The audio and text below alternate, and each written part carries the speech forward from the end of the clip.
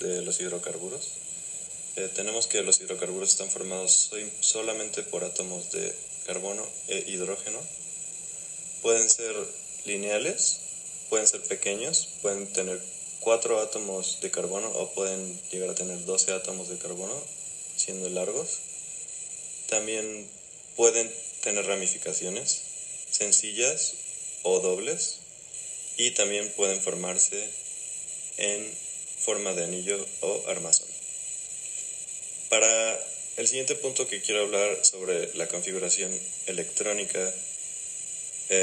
voy a hablar sobre los átomos que participan en los hidrocarburos, que es el carbono, el hidrógeno y el oxígeno que participa en el agua. Para el carbono tenemos que tiene 6 electrones de valencia, y agregando el gas noble del helio, su configuración electrónica sería helio 2s2 2p2. Para el oxígeno, teniendo 8 electrones de valencia, su configuración electrónica es 1s2 2s2 2p6. Y para el hidrógeno sabemos que solo tiene un electrón de valencia, siendo su configuración electrónica 1s1. La palabra. Otro punto que quisiera agregar es los alquenos, los alquinos y los alcanos. Bueno, los alcanos son aquellos hidrocarburos que contienen 1, 2 o más enlaces sencillos, es decir, que el carbono solo está enlazado a un hidrógeno. Por ejemplo, butano o metano. Estos siempre van a terminar con la terminación ANO. Para los segundos, los alquenos o hidrocarburos insaturados pueden presentar 1, 2 o más enlaces dobles. Por ejemplo, buteno o eteno. Para los alquinos, estos pueden llegar a presentar 1, 2 o más enlaces triples, es decir, que el carbono está enlazándose con 3 átomos de hidrógeno. Un ejemplo sería el etino y el butino. La palabra petróleo significa aceite de roca. Se trata de un recurso no renovable con apariencia de líquido aceitoso que se encuentra saturando la porosidad de las rocas. De igual forma se puede presentar como sólido o gaseoso. En su mayor parte está constituido por hidrocarburos. Por lo tanto, se compone de un 83 a 87% de carbono y de un 11 a un 14% de hidrógeno. Además, contiene abundantes impurezas de compuestos orgánicos, como son azufre, oxígeno, nitrógeno, entre otros. Hidrocarburos del petróleo. Los hidrocarburos del petróleo se dividen en 2 grandes grupos, aromáticos y alifáticos. Para poder diferenciar a estos 2 grupos, tenemos sus características físicas y sus características químicas. Entre algunas de las características físicas de los aromáticos encontramos que se presentan líquidos o sólidos en el medio ambiente. Tienen puntos de ebullición superiores a aquellos que no son aromáticos y son poco polares o no polares, por lo tanto no son solubles en agua y además tienen menos densidad que esta. Entre sus características químicas encontramos que se comportan como un compuesto de carácter saturado. Tienen reacciones características que son de sustitución y pueden manifestar también insaturación. Además, no decoloran el agua de bromo y el permanganato de potasio. De igual forma, tenemos las características físicas de los alifáticos. Son solubles en disolventes apolares, son menos densos que el agua y además las temperaturas de fusión y ebullición aumentan conforme su número de carbonos. Entre sus características químicas tenemos que son inertes debido a elevada estabilidad de enlaces entre carbono y carbono e hidrógeno, y a su baja polaridad. Además, no se ven afectados por ácidos o bases fuertes, ni por oxidantes como sería el permanganato. Para poder determinar la geometría molecular de los hidrocarburos y del agua, debemos analizar los dominios enlazantes que poseen con los elementos. En este caso, debemos contar el número de enlaces que tienen los elementos entre sí. En los hidrocarburos encontramos 2 tipos de geometrías. La primera, en la que se encuentra el benceno y el tolueno, se encuentran tres enlaces, por lo cual forman una geometría trigonal plana. Mientras que elementos como el N-heptano, N-hexano, metil-ciclohexano, ciclohexano y metano, al poseer cuatro enlaces con el hidrógeno, tienen una geometría de tipo tetraédrica. Por último, tenemos el agua, que forma dos enlaces con el hidrógeno y el oxígeno juntos. Y se encuentra una figura plana angular. Para conocer las interacciones intermoleculares que poseen los hidrocarburos y el agua, podemos hacer una diferencia de electronegatividades basándonos en la tabla de Pauli. En el caso de los hidrocarburos, tenemos los elementos del carbono y del hidrógeno, que al restar sus electronegatividades nos dan como resultado 0.4, lo cual quiere decir que es un compuesto covalente apolar, donde únicamente se encuentra la interacción intermolecular de fuerzas dispersivas del onda. Por otro lado, en el agua, al realizar la diferencia de electronegatividades del oxígeno y el hidrógeno, se obtiene como resultado 1.4, por lo cual es un covalente polar, que además de formar interacciones intermoleculares de forma dipolo-dipolo, posee una de puente de hidrógeno, ya que se une el hidrógeno con el oxígeno. Al realizar un análisis de los hidrocarburos, encontramos que la mayoría de ellos posee una volatilidad alta, por lo cual tienen un punto de ebullición bajo.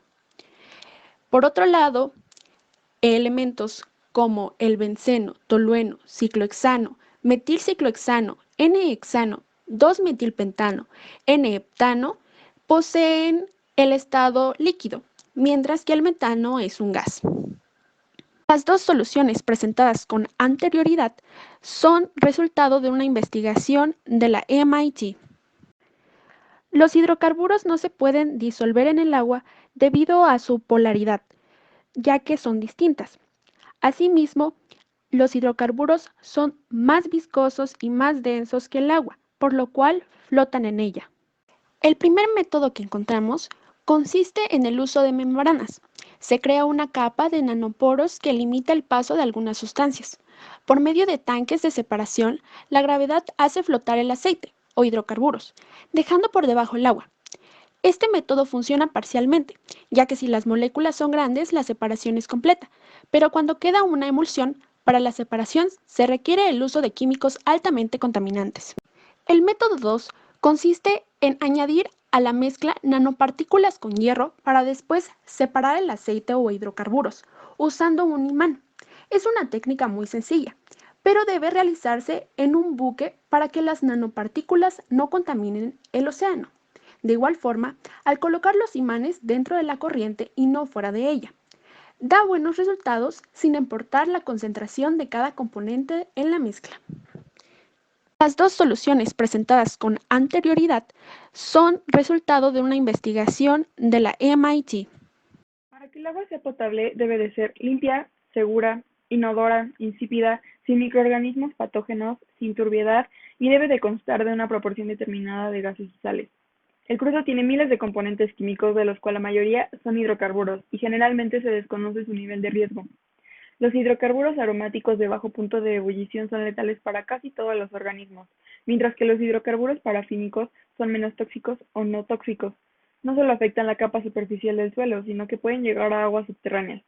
Esto genera un mayor daño ambiental, afectando las condiciones fisioquímicas del agua, reduciendo la transferencia de oxígeno y limitando la entrada de luz al medio acuático. Los hidrocarburos de alto peso molecular son insolubles en agua y tardan en descomponerse, ocasionando que se adhieran a los organismos. De acuerdo al Pacto Internacional de Derechos Económicos, Sociales y Culturales, el artículo 12 establece que los Estados reconocerán el derecho de todos al mayor disfrute posible de salud física y mental. Nuestra Constitución indica que todo individuo tiene derecho a un medio ambiente sano para su desarrollo y bienestar. Se nos garantiza acceso, disposición y saneamiento de agua para consumo personal y doméstico. Desgraciadamente, estas garantías no siempre se cumplen y debido a eso se han desarrollado técnicas para solucionar la contaminación por derrame de petróleo. Vamos a mencionar tres principales. Contención y extracción. El crudo se contiene con una barrera flotante evitando su expansión, para después ser extraído con bombas de succión basándose en la diferencia de polaridad. Cordones oleofílicos. Tienen fibras no polares que absorben selectivos de hidrocarburos y sus derivados, repeliendo el agua. Filtro de algodón con polímero hidrofílico. Este se adhiere a las moléculas de hidrógeno y repele el aceite. El algodón se sumerge en la solución que contiene el polímero, se seca y permite su extracción para su recuperación y almacenamiento, así como la purificación del agua. En 2014, en Cadereyta, Jiménez, Nuevo León, tuvo lugar un derrame de un conducto de Pemex en el río San Juan. En ese año, Pemex declaró que no había daño ecológico gracias a la extracción total del crudo. Sin embargo, no se presentaron estudios que reflejaran una adecuada calidad del agua. Los residentes testificaban que no podían continuar con sus producciones, los animales morían o se encontraban en mal estado y el agua estaba contaminada. Hubo deterioro del medio ambiente, enfermedades y pobreza, ya que sus ingresos y consumos se basaban en el agua. Hasta el 2015, Pemex liberó un comunicado que certificaba la presunta potabilidad del río. Estos fueron respaldados por la Profepa, Conagua y la Dirección de Ecología de Cadereyta.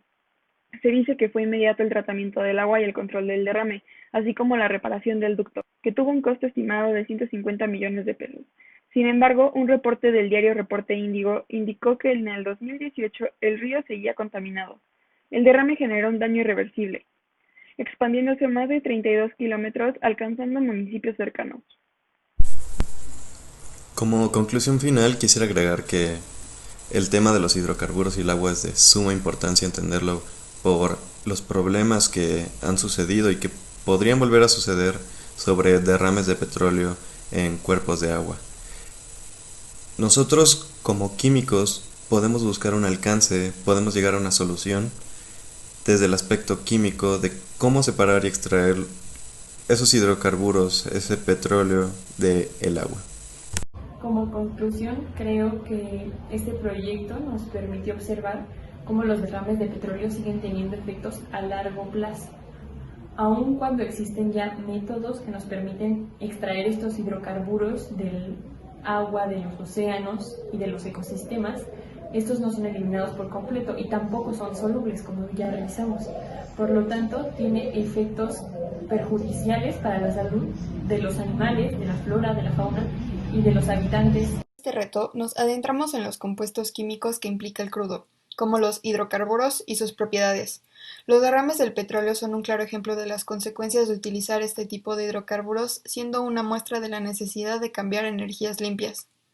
Como mencionamos anteriormente, existen diversos químicos que resultan en un impacto negativo tanto en los ecosistemas como en la salud.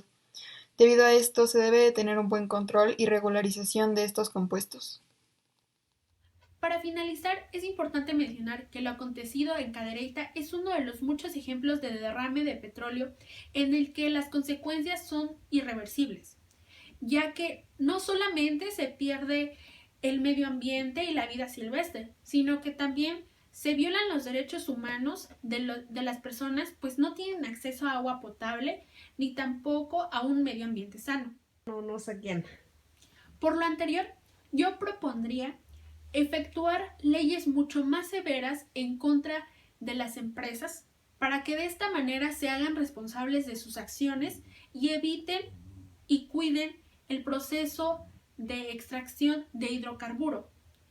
Así protegeremos el medio ambiente y los derechos humanos, además de que podremos dejarles a futuras generaciones un mejor medio ambiente.